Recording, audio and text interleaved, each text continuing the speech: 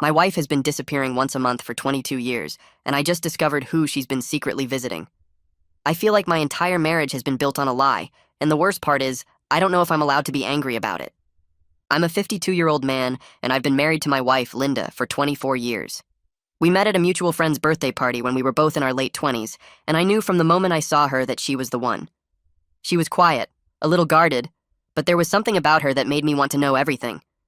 It took me 6 months to get her to agree to a date. She told me early on that she had a complicated past and that she wasn't ready to talk about it. I didn't push her. I figured when she was ready, she would tell me. She never did. Our marriage has been good. We raised 2 sons together, built a home, created a life. Linda has always been a devoted mother and wife. She never gave me any reason to doubt her loyalty. But there was always this one thing that I could never fully understand. Once a month, Linda would leave for the day. She told me it was to visit an old friend from college who was sick and lived a couple hours away. She said this friend didn't like visitors and preferred to keep her illness private, so Linda never invited me to come along. I accepted it because I trusted her. For 22 years, I never questioned it. Not once. Last month, Linda was in the shower when her phone buzzed on the kitchen counter. I wasn't trying to snoop, but the message preview caught my eye. It said, "Mom, can't wait to see you Saturday. Lily is so excited to show you her drawing." My heart stopped. Mom. I stood there staring at the screen trying to make sense of what I just read. Linda and I have 2 sons. We don't have a daughter. We don't have a grandchild named Lily. When Linda came downstairs, I asked her about it calmly. I watched her face go pale. She sat down at the kitchen table and started crying before she even said a word. Then she told me everything. Before Linda met me, when she was only 19 years old, she got pregnant by a boyfriend who left her the moment he found out. She was alone, scared, and her parents told her she had brought shame on the family. They pressured her into giving the baby up for adoption. She had a daughter, a little girl she held for 2 hours before they took her away. Linda said she never recovered from it.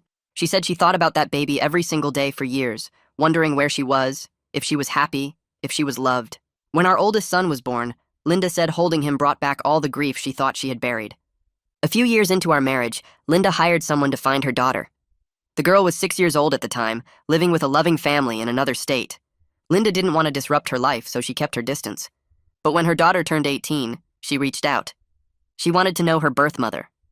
That was 22 years ago. For over 2 decades, Linda has been visiting her daughter once a month. She watched her graduate high school. She was there when she got married. She was in the waiting room when Lily, her granddaughter, was born. She has an entire relationship with a child I never knew existed. I sat there listening to my wife describe this whole other life she had been living parallel to ours. A life full of birthdays and holidays and milestones that I was never a part of. She told me she wanted to tell me so many times but was terrified I would leave her. She said she was ashamed of the secret and didn't know how to bring it up after so many years had passed. She said she loved me and never meant to hurt me.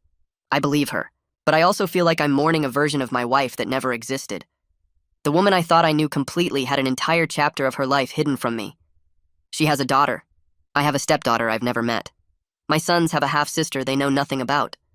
And for 22 years, every time she walked out that door to visit her sick friend, she was going to see the child she gave away.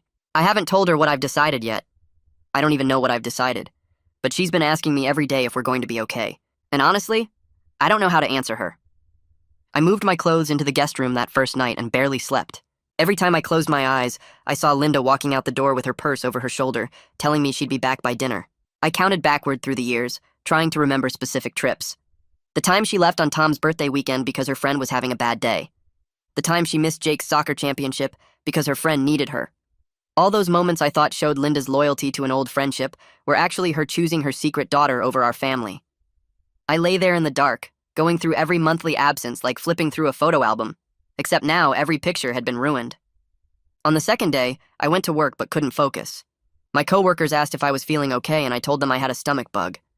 That felt easier than explaining my wife had been living a double life for 2 decades. I came home early and found Linda in the kitchen making dinner like nothing had changed. She looked at me with these hopeful eyes, like maybe I'd slept on it and decided everything was fine. I walked past her without saying anything and went back to the guest room. The third night, Linda knocked on the door around midnight. I pretended to be asleep, but I could hear her crying on the other side of the door. Part of me wanted to open it, to hold her and tell her we'd figure this out. The other part wanted to pack a bag and leave. I stayed in bed staring at the ceiling, listening to her footsteps fade down the hallway. On the 4th morning, I found Linda sitting at the kitchen table with her hands wrapped around a coffee mug. She looked like she hadn't slept either. I poured myself coffee and sat down across from her. I needed to understand how she actually pulled this off for 22 years without me noticing. She started talking quietly, explaining that she hired a private investigator 6 years into our marriage. She found out Melissa was living in a suburb about 2 hours north with her adoptive parents. Linda said she drove up there once, parked across the street from their house, and watched a 6-year-old girl play in the front yard. She didn't approach them or introduce herself. She just sat there watching her daughter live a life that didn't include her. When Melissa turned 18, Linda sent her a letter through the adoption agency. She said she waited 3 months for a response, checking the mailbox every single day. When Melissa finally wrote back, she said she wanted to meet her birth mother. Linda told me about their first meeting at a coffee shop, how Melissa looked so much like her that other customers probably thought they were sisters. She described the careful planning that went into every visit, how she scheduled them around my work trips or weekends when I had golf tournaments. She said Melissa's adoptive parents knew about the visits and supported them, which somehow made me feel even worse. Linda pulled out her phone and opened a photo album I'd never seen before. She turned the screen toward me, and I saw a young woman who could have been Linda at 25. Same dark hair, same green eyes, same small smile. Linda scrolled through pictures, and I watched Melissa's life unfold in images. Birthday parties with candles and cake, graduation photos in a blue cap and gown, wedding pictures where Linda stood off to the side, not in the family grouping, but close enough to be included. Then photos of a tiny baby in a hospital blanket, and Linda told me that was Lily, born 3 years ago. I stared at a picture of Linda holding her granddaughter, and the joy on her face was something I'd never seen before. Not when our sons were born, not on our wedding day. This was different, like she'd been carrying a weight for decades and finally got to put it down. I realized my wife had been living 2 completely separate lives, and the one with me had always been missing something. The one with Melissa filled that empty space, and I was just now finding out it existed. I called Morris that afternoon because I couldn't talk to Linda anymore without wanting to scream or cry or both. He showed up at 7 with a 6-pack of beer and sat with me in the garage. I told him everything while we drank, and he listened without interrupting. When I finished, he asked me a question I'd been avoiding since Linda's confession. He wanted to know if I was trying to save my marriage or if I was looking for someone to tell me it was okay to leave. I didn't have an answer. Morris leaned back in his chair and said that Linda hadn't cheated on me, hadn't stolen money, hadn't done anything except love a child she'd been forced to give away when she was 19. He said the secret was wrong, but the love wasn't. I told him I didn't want to hear that right now, that I needed him to be on my side. He said he was on my side, which was why he was telling me the truth instead of what I wanted to hear. Morris kept talking, and his words made me angry in a way I couldn't explain. He pointed out that Linda had carried this alone for our entire marriage, that she'd been terrified of losing me if I knew the truth. He asked me what I would have done if she'd told me about Melissa on our 3rd date, or after our 1st anniversary, or when Tom was born. Would I have understood, or would I have seen her as damaged, as someone keeping secrets? I wanted to say I would have been supportive, but I honestly didn't know. Morris said that maybe my hurt wasn't the only thing that mattered here, that Linda had been hurting for 40 years over a baby she held for 2 hours.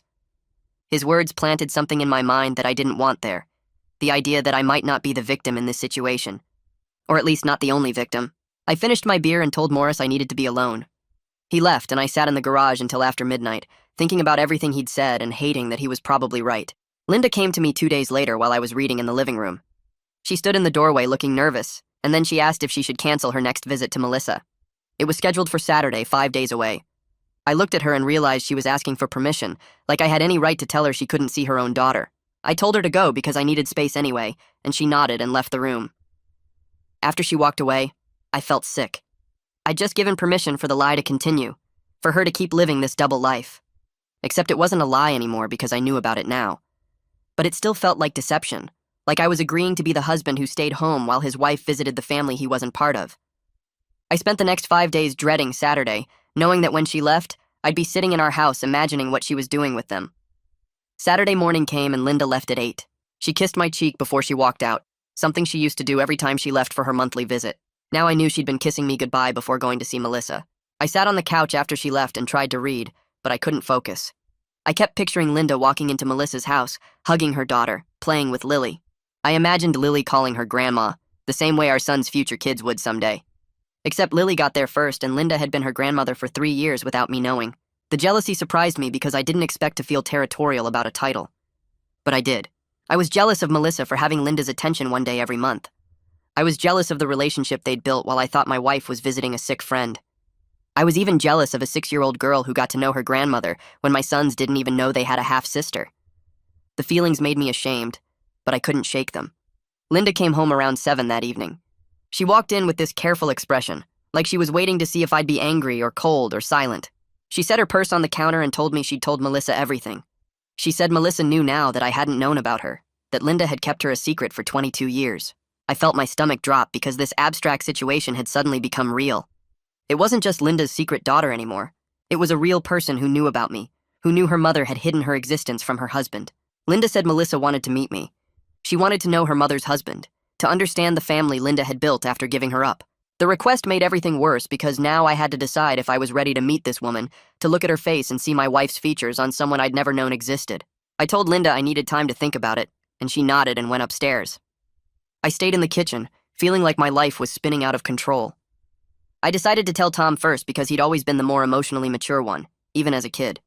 He came home from college for the weekend, and I asked him to sit down in the living room. I told him his mother had something she needed to explain, but I wanted to tell him first so he'd understand. Then I explained everything, watching his face change as the words sank in. He went through shock first, his eyes getting wide when I said his mother had another daughter. Then confusion, asking questions about how this was possible and why Mom never told us. Finally, something that looked like sympathy settled on his face. He asked if Mom was okay, and that question made me realize he was worried about her, not angry. He wanted to know if she was handling this, if she needed support. I'd expected him to be mad at Linda for lying, but instead he seemed concerned about how hard this must have been for her. His reaction made me feel like maybe I was the one being unreasonable. Jake's reaction was completely different. He came home the next day, and when I told him, he exploded. He asked why Mom had lied his entire life, whether anything else about our family was fake, if we even knew who she really was. His anger gave me permission to feel mine again, to stop trying to be understanding and just be hurt. Linda came downstairs while Jake was yelling and she tried to explain, but he didn't want to hear it. He said she'd had 22 years to tell the truth and chose not to, that she'd picked her secret daughter over being honest with her real family. Linda started crying at the kitchen table, and Tom tried to calm Jake down, but Jake just kept going. He said he didn't know if he could trust her anymore, if anything she'd ever told him was real. Then he left, slamming the door behind him. Linda sat there crying while Tom rubbed her back, and I stood in the doorway watching both our sons process this bomb she'd dropped into our lives, not knowing what to do or say to make any of it better. I spent the next few days in a fog, going through the motions at work while my mind kept replaying Jake's words about not knowing if he could trust Linda anymore. Tom called me twice to check in, asking if I was okay, if Mom was okay, if we were all going to be okay. I didn't have answers for him. Linda moved through the house like she was walking on glass, careful not to make too much noise, not to take up too much space. She cooked dinner every night even though none of us had much appetite. She did laundry, paid bills, kept the house running like nothing had changed, but her eyes were red every morning and I knew she wasn't sleeping. My phone rang on Thursday afternoon while I was sitting in my car during lunch break. Cecilia's name appeared on the screen. I almost didn't answer because I wasn't ready to talk to anyone, but something made me pick up. She asked if I wanted to meet for coffee, just the two of us, and her voice had this gentle quality that made it hard to say no. We met at a small place near her house, one of those quiet cafes with mismatched furniture and local art on the walls. Cecilia was already there when I arrived, sitting at a corner table with 2 cups in front of her. She'd ordered for both of us, remembered that I took my coffee black. We sat in silence for a moment before she started talking about her sister, a woman named Ruth who'd given up a baby when she was 16. Cecilia described how Ruth had spent decades carrying that loss, how it shaped every relationship she had afterward, how she'd wake up on her daughter's birthday every year and spend the entire day unable to function. She told me about the shame Ruth felt, the way their parents had treated her like she'd committed some unforgivable sin, how Ruth had been sent away to have the baby in secret so the neighbors wouldn't find out. Cecilia said that kind of loss doesn't just heal because time passes, that it becomes part of who you are, woven into every decision you make. She wasn't trying to excuse what Linda had done, she said, but she wanted me to understand what my wife had been living with all these years. The conversation lasted almost 2 hours, and by the end of it I felt something shift inside me. Not forgiveness exactly, but maybe the beginning of understanding. That night I couldn't sleep, so I went downstairs and opened my laptop. I started searching for information about adoption, birth mothers, the experiences of women who'd given up children. I found forums where women shared their stories, articles about the long-term effects of relinquishing a child, research about the grief that never really ends. The stories were full of women who thought about their children every single day, who wondered if they'd made the right choice, who carried guilt and shame for decades. Some had been able to reconnect with their children later, and they described those relationships as both healing and complicated, full of joy mixed with sorrow for all the years they'd lost. I read about women who'd kept their adoptions secret from their families, from their husbands, because they were afraid of being judged or rejected. I read about the pressure these women had faced from parents, from society, from everyone around them telling them they had no choice. One woman wrote about holding her baby for a few hours before the adoptive parents arrived, how she'd memorized every detail of that infant's face because she thought she'd never see her again. The post could have been written by Linda. I sat there in the dark living room, the laptop screen casting blue light across my face, and I started to see my wife differently. Not as someone who'd lied to me, but as someone who'd survived something I couldn't fully understand. I thought about 19-year-old Linda, alone and scared, being told by her own parents that she'd brought shame on the family. I thought about her giving birth and holding that baby, knowing she had to let go. I thought about the years she'd spent wondering if her daughter was okay, if she was loved, if she was happy. The next morning, Linda and I had our first real conversation since everything had exploded. We sat at the kitchen table with coffee, neither of us was drinking, and I asked her to tell me about it, all of it, from the beginning. She took a shaky breath and started talking about being 19 and finding out she was pregnant. Her boyfriend had left the moment she told him, just disappeared without even saying goodbye. Her parents had been furious, told her she'd ruined her life and embarrassed the family. They'd sent her to live with an aunt in another state for the last few months of the pregnancy so nobody in their town would know. Linda described the labor, how scared she'd been, how alone she'd felt even with nurses around her. Then they'd brought her the baby, a little girl with dark hair and tiny fingers that wrapped around Linda's thumb. She'd held her daughter for 2 hours while the adoptive parents waited in another room. Linda said she'd memorized everything about that baby's face, the shape of her nose, the way her mouth moved, the small birthmark on her left shoulder. She'd counted her fingers and toes, kissed her forehead, whispered that she loved her and that she was sorry. Then the social worker had come to take the baby away, and Linda had to hand her over, had to watch them carry her daughter out of the room. She said she'd screamed after they left, cried so hard she couldn't breathe and the nurses had to sedate her. Her parents had picked her up the next day and driven her home like nothing had happened. Nobody ever talked about it again. Linda wiped tears from her face and told me that for years afterward, she'd think about that baby every single day. She'd see little girls in the grocery store and wonder if one of them was her daughter. She'd calculate how old her daughter would be, imagine what she might look like, what kind of person she might become. Linda explained that when Melissa reached out at 18, it had been both the best and worst moment of her life. She'd been thrilled to hear from her daughter, to know that Melissa wanted to meet her, but she'd also been terrified about telling me. We already had Tom and Jake by then, we had our life together, and Linda was afraid I'd see her as damaged or dishonest if I knew about her past. She said she'd planned to tell me so many times, had rehearsed the conversation in her head, but she could never find the right moment. How do you bring up something like that over dinner? How do you casually mention that you have another child when your husband thinks he knows everything about you? The longer she waited, the harder it became, until the secret felt too big to ever confess. She said she'd been living in constant fear for 22 years, afraid that I'd find out somehow, that I'd leave her when I learned the truth. Every time she came home from visiting Melissa, she'd worry that this would be the day I'd figure it out. Linda looked at me across the table and said she understood if I couldn't forgive her, if this was too much, if I needed to leave. She said she'd spent our entire marriage knowing she didn't deserve me, knowing that she was lying by not telling me about Melissa, but she'd been too scared to risk losing what we had. I sat there listening to her, and something clicked into place in my mind. Linda had been carrying this alone for our entire marriage. Every happy moment we'd shared, every milestone with our sons, every quiet evening on the couch, all of it had been shadowed by her fear of losing me if I knew the truth. She'd watched Tom and Jake grow up while thinking about the daughter she'd given away. She'd celebrated birthdays and holidays while carrying grief for the child she couldn't acknowledge. The weight of that kind of secret, the constant fear of discovery, the shame she'd internalized from her parents, all of it had been with her every single day for decades. I understood now why she couldn't just casually mention it over dinner one night. This wasn't like forgetting to tell me about a college boyfriend or a job she'd had before we met. This was a fundamental part of who she was, wrapped up in trauma and shame and fear.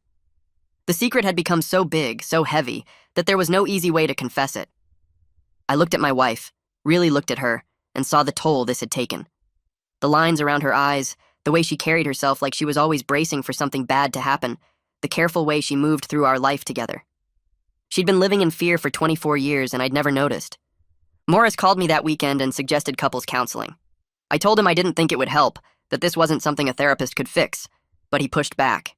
He said Linda and I needed a neutral space to work through this, someone who could help us communicate without it turning into a fight. I was resistant to the idea because it felt like admitting our marriage was broken, but when I mentioned it to Linda, she agreed immediately. She said she'd go to counseling, she'd do whatever I needed, she'd answer any question I had. Her willingness, the almost desperate way she agreed, made me realize she was fighting for us in a way I hadn't fully recognized.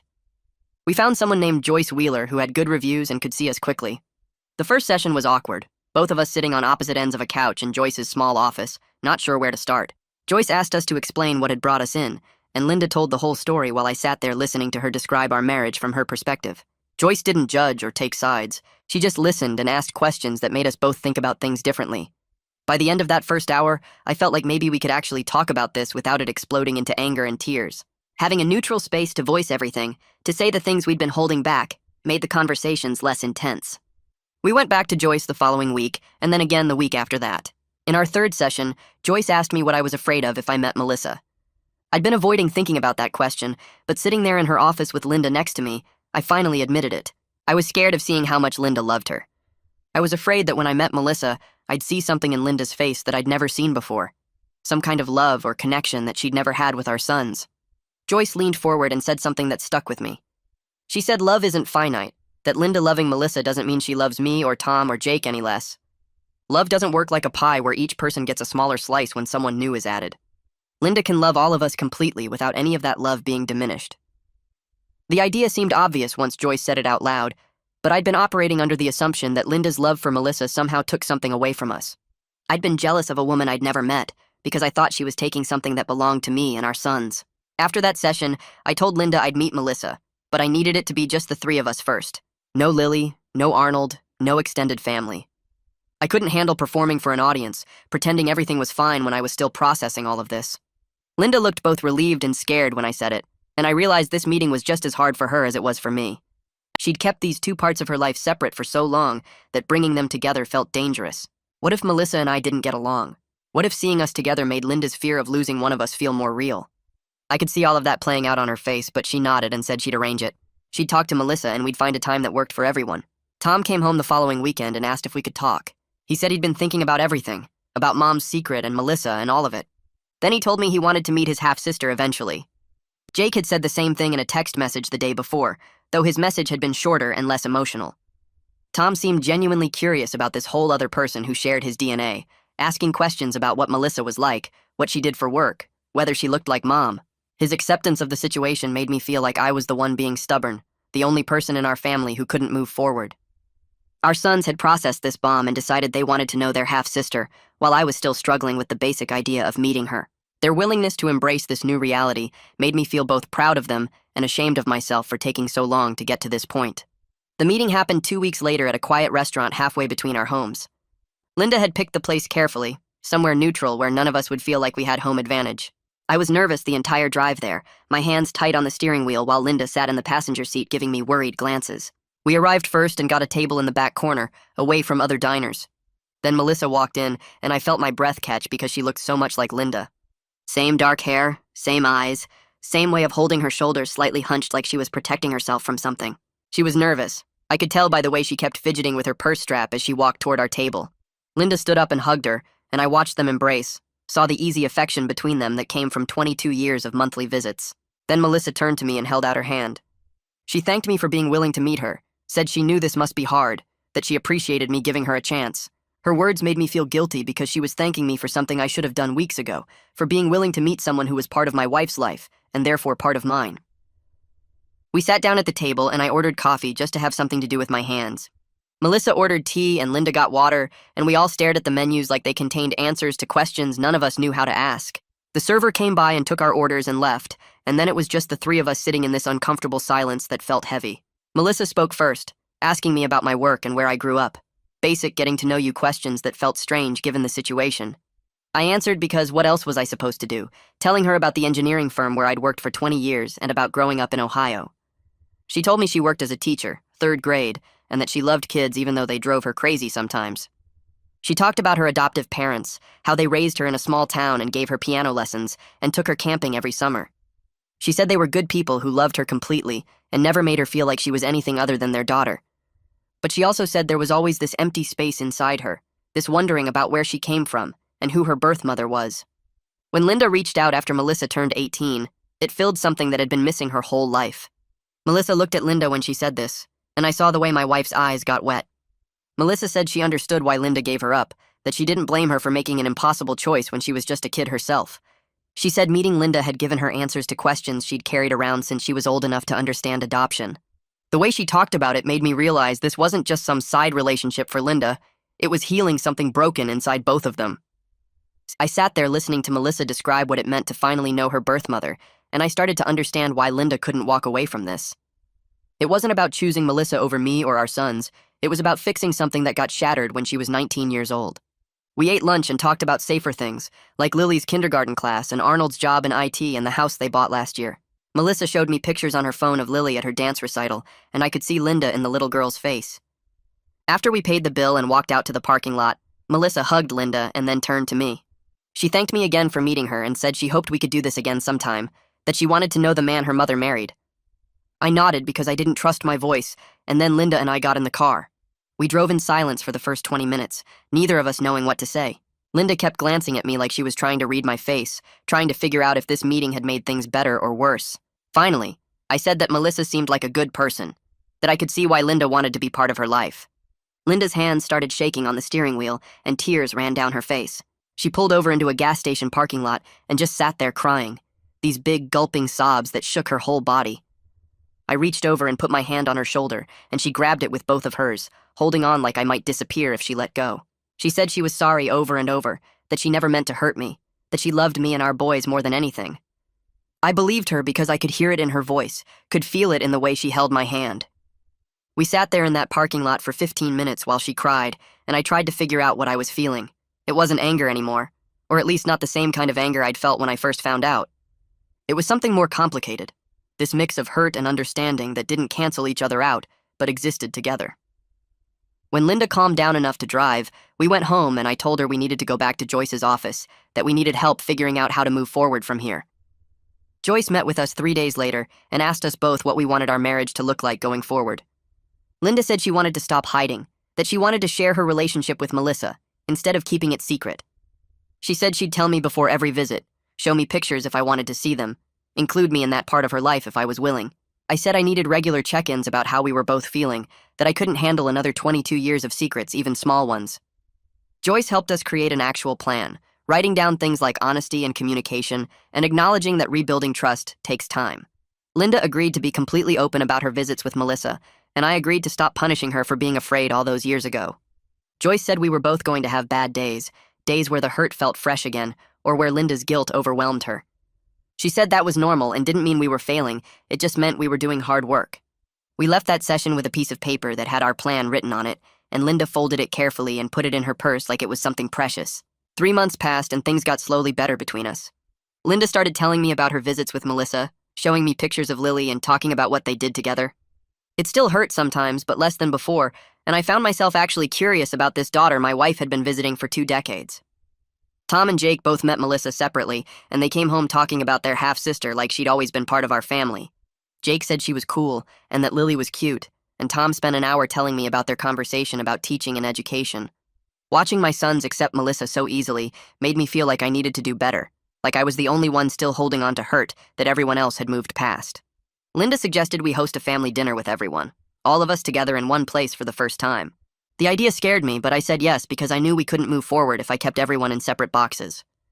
We set the date for a Saturday in October, and Linda spent the whole week before cooking and cleaning and being nervous. Tom and Jake showed up first, then Melissa arrived with Arnold and Lily. The little girl hid behind her mother's legs at first, shy around all these new people. We sat down at the dining room table and it was awkward, everyone trying too hard to make conversation and be normal. But then Lily started talking about her stuffed animals, and Jake made her laugh and things got easier. I watched Linda with her granddaughter, saw the way her whole face lit up when Lily climbed into her lap. That joy was real and pure, and I realized I wanted Linda to have it. I wanted her to be happy even when that happiness were included parts of her life that didn't include me. Arnold turned out to be a decent guy who clearly loved his wife and daughter, and Melissa fit into our family better than I expected. We weren't fixed and probably wouldn't be for a long time, but we were all sitting at the same table trying. That felt like enough for now.